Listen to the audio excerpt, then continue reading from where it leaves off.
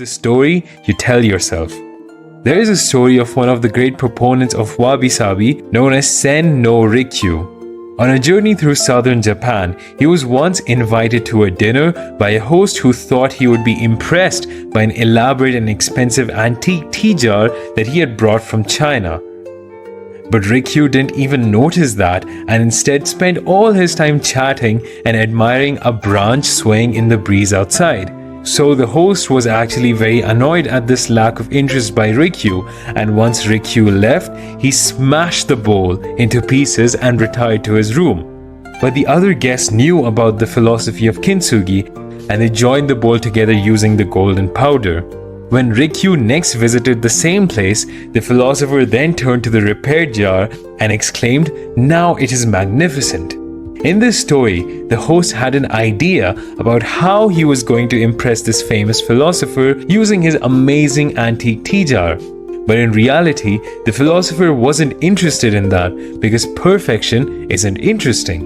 Just like that host, we all have a story that we tell ourselves in our head. When I get a 4.0 GPA, all the people will look at me and finally see how intelligent I am. Now, this story may or may not actually happen, but sometimes we get so attached to these stories that we feel like unless our lives happen exactly that way, we are a failure. So you have to ask yourself, what is the story that you have inside of your head? Is it a story of complete perfection, or is it a story of Kintsugi? A lot of people get stuck in the perfection trap. They wait for the perfect teacher to teach them something, for the perfect moment to start something, for the perfect video to learn something. But life is never going to be that straightforward. You have to examine what story about your life do you tell yourself, and then understand if that story is helping you or hurting you.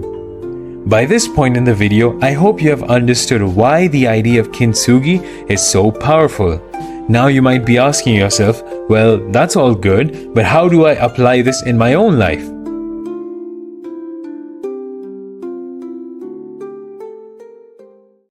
By this point in the video, I hope you have understood why the idea of Kintsugi is so powerful.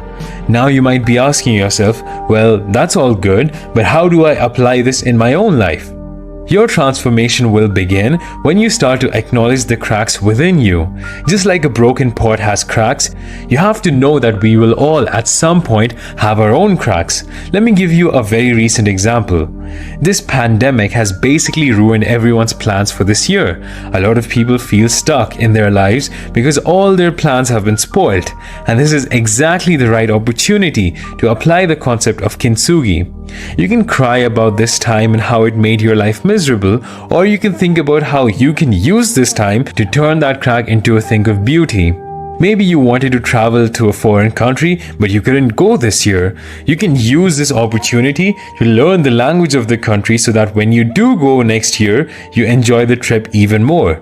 Maybe you use this time to learn hobbies on the internet that you've always been interested in but never had the time. The point is, a lot of people are going to look back on this period and be able to only see the cracks.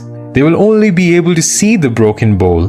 But if you can switch your perspective and think about how you can use this period, you will look back on this period not as the broken bowl, but as a beautiful bowl with golden lines running through it.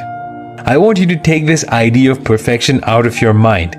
No life or plan is ever going to be perfect.